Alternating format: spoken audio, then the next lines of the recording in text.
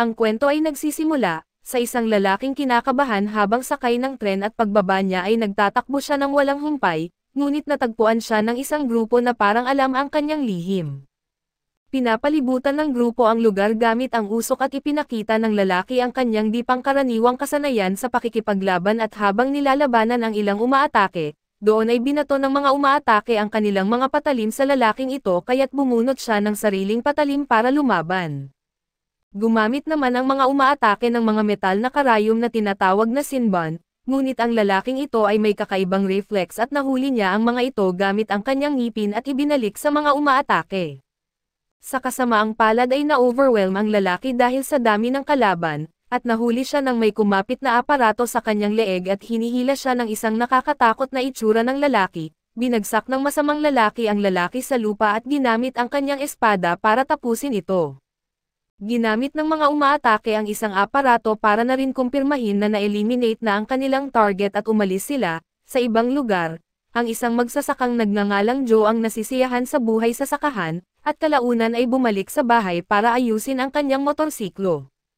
Naglaro siya ng isang laro kasama ang kanyang batang anak na si Kyle na sumubok gulatin siya, at sinabi niya sa bata na may mata siya sa likod ng kanyang ulo at doon ay lumitaw ang asawa ni Joe na si Sarah at hindi siya makapaniwala kung gaano kadumi ang mukha ni Joe.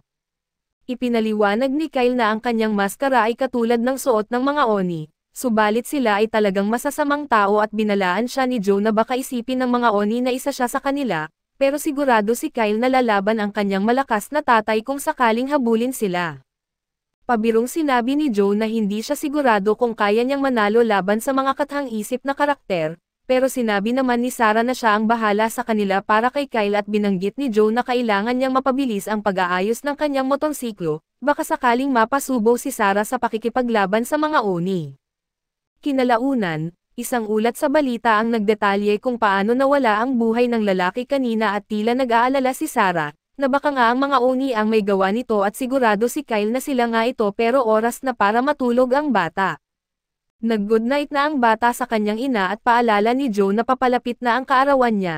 Sa pagkakatulog ni Kyle, masusing tiningnan ni Joe ang mga security camera sa paligid ng kanilang bahay. Nag-aalala si Sarah dahil sa pagkawala ng lalaki at lalo pang nakakabahala na walang impormasyong natagpuan tungkol sa kanya. Sinabi ni Joe na wala silang dapat ipag-alala at tiniyak niya na walang makakatuklas sa kanila sa gitna ng kawalan. Ang pinakakinakabahan ni Sarah ay tungkol sa isang tao na tinawag na The Reaper, ngunit ipinaliwanag ni Joe na hindi ito maaaring siya dahil lagi itong mag-isa kung kumilos. Kinabukasan, nakita natin kung gaano kaingat si Joe sa pagtago ng kanilang pagkakakilanlan habang pinupunasan ang kanilang mga fingerprint mula sa isang doorknob ng pinto, pagkatapos ay ipinagpatuloy ng pamilya ang pagtatamasa ng kanilang mapayapang buhay na parang walang nagbago, at ginawa ni Joe ang lahat para maging isang mabuting ama habang pinapasaya niya ang kanyang anak. Isang gabi, iniulat na may isa pang tao ang nawalan ng buhay sa kamay ng isang misteryosong organisasyon at ito ay isa sa ilang pangyayari na naganap kamakailan, kaya isang malawakang investigasyon ang isinasagawa upang alamin kung ano ang nangyayari. Sa kaarawan ni Kyle, ang mapagmahal na pamilya ay nag-enjoy sa isang masarap na cookout, nagbiruan sila habang kumakanta ng mga awit at hinihipan ni Kyle ang mga kandila sa kanyang paboritong birthday cake.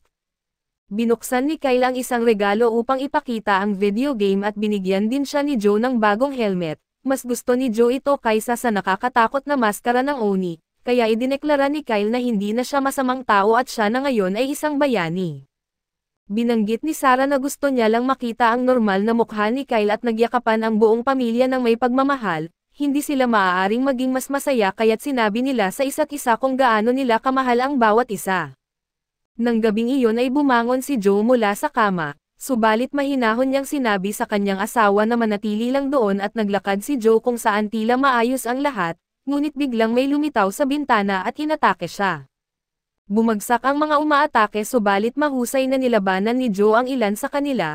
Ang kanyang pambihirang kasanayan ay nagpahintulot sa kanya na kunin ang isa sa kanilang mga armas at gamitin ang kanyang espada upang patayin ang ilan sa mga lalaking ito. Habang pinapabagsak niya ang isang lalaki, narinig ni Joe ang kanyang anak na tumatawag sa kanya at agad na kumilos si Joe, hinadlangan ang isang umaatake na subukang pigilan siya at ganap na pinapabagsak ang tao na ito at dali-daling hinanap ni Joe ang kanyang pamilya habang may inaabot siya, ngunit binaril siya ng isa pang umaatake ng dalawang metal na karayom sa leeg. Subalit ang determinadong si Joe ay tumangging hayaang pigilan siya nito, kaya't gumapang siya paakyat ng hagdan at labis na sakit ang kanyang naramdaman, at nakita pa natin ang isang misteryosong nilalang sa labas. Sa wakas ay nakarating si Joe sa ikalawang palapag kung saan nalaman niyang maraming umaatake ang napuksa, gayunpaman ay labis na nanlumo si Joe nang makita niya ang walang buhay na mga katawan ni Kyle at Sarah sa sahig. Ang katawan ni Joe ay napuno ng matinding pagkagulat, at ipinaliwanag ng masamang lalaki na lumaban ng maigi ang asawa ni Joe at ipinasok ng halimaw ang kanyang patalim sa leeg ng kanyang asawa, nagdulot ito kay Joe ng matinding galit kaso siya ay sinaksak sa likod. Hinihila ni Joe ang umaatake habang sinusubukan na makalapit sa kanyang pamilya, kaso ang pinsala sa kanyang katawan ay labis na para magpatuloy pa, napag-alaman ng mga umaatake na may nag-alerto sa mga awtoridad dahil naririnig ang mga sirena ng pulis sa di kalayuan. Kinumpirma ng lider na wala ng buhay si Joe kaya umalis sila bago dumating ang pulis. Pagdating ng pulis sa eksena ay nagimbal sila sa natuklasang pinaslang na pamilya at makalipas ang ilang sandali, ang tila wala ng buhay na si Joe ay nagkamalay. Ang kanyang unang mga naisip ay ang alaala ng kanyang walang buhay na pamilya at siya ay nagsuka dahil sa labis na emosyong nakabalot sa kanyang katawan. Sa susunod na paggising ni Joe, siya ay nasa ospital at agad na tumawag ang nurse ng doktor. Ang tanging nasabi lang ni Joe ay ang pangalan ng kanyang asawa bago siya muling nawalan ng malay. Sa huli ay nagising si Joe at ipinaliwanag ng doktor na himalang nabuhay siyang muli matapos ideklarang patay ng coroner. Hindi na mahalaga kay Joe ang iba pang impormasyon at gusto lang niyang malaman ang tungkol sa kanyang asawa at anak, ngunit malungkot niyang nalaman na hindi sila nakaligtas at sa labas ay makikita na may dalawang tao na dumalaw sa kanya. Sila ay sina Mike at Emma na mula sa FBI. Gusto nilang makatulong sa kanilang investigasyon kaya nagtanong sila ng ilang katanungan tungkol sa kung sino ang maaaring umatake. Hindi nagsalita si Joe ng kahit isang salita, ngunit nakikita ni Mike na siya ay nagiging labis na nagagalit. Marahil ito ang pinakamasamang oras para tanungin siya, kaya iniwan na lang ni Mike ang kanyang card at sinabi ni Mike kay Emma na pakiramdam lang niya ito, ngunit naniniwala siyang alam ni Joe kung sino ang mga umaatake. Nagdesisyon sila na magpapalitan sila sa pagbabantay kay Joe, at si Emma ang unang magbabantay at habang binabantayan niya si Joe sa bubong, naalala ni Joe ang sandali lang bago siya dinala upang magpaalam sa kanyang pamilya. Napag-alaman ng nurse na hindi na niya maggalaw si Joe at ito ay dahil inilagay ni Joe ang preno sa wheelchair, nanginginig sa galit si Joe at hindi niya kayang lumapit pa sa mga bangkay ng kanyang pamilya. Pabalik sa bubong, bumuhos sa isip ni Joe ang alaala ng kanyang asawa at anak at doon ay nagsimula siyang umungol sa galit at umabot sa sukdulan ang kanyang galit at muling hinawakan ang kanyang kamay, ngayon ay binunot ang isang metal na karayom. Tinusok niya ito sa kanyang sarili, at nagdulot ito ng kakaibang epekto sa kanyang katawan at biglang inatake si Joe ng ilang asasin, ngunit dahil sa galit, nagwala siya at mahusay na tinapos ang ilan sa mga umaatake. Ipinakita ni Joe ang labis na lakas at kasanayan habang sa katagalan ay nakontrol niya ang laban at dilang iyon, gumawa si Joe ng uri ng jutsu at ginawang itim na usok ang kanyang katawan, ang galaw na ito ay lubhang makapangyarihan dahil nagawa niyang patayin ang ilang asasin sa isang iglap. Walang ideya si Emma sa nangyayari, ngunit hindi ginawa ni Joe na malaman niya ito dahil sa halip ay pinapabagsak din niya ito. Ang galit na si Joe ay ipinagpatuloy ang kanyang walang awang atake at pinunit ang ilan pang mga umaatake. Bagamat marami sila, kakaibang nagpatama si Joe ng espada sa elevator, at nakita natin kung bakit niya ito ginawa habang ginamit niya ang isang bakal para ipagtanggol ang sarili at itinulak ang lahat ng natitirang assassin sa elevator.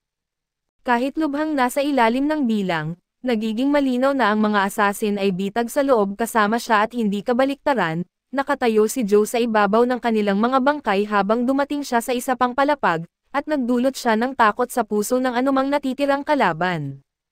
Nagtataka si Mike kung bakit hindi sinasagot ni Emma ang kanyang tawag at nagulat siya nang makita ang ilang bangkay. Natapos ni Joe ang kanyang gawain sa malapit at natagpuan siya ng leader ng mga assassin.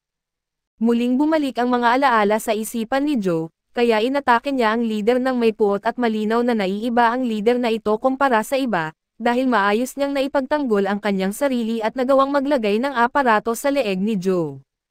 Mabilis na nakawala si Joe subalit naging patas ang labanan at sa huli ay ginamit muli ni Joe ang kanyang shadow skill, kaya nagbigay daan ito para makapagbigay siya ng mapanirang mga atake at agad itong sinundan ni Joe ng higit pang mga suntok at hindi nagtagal ay natapos na ang labanan.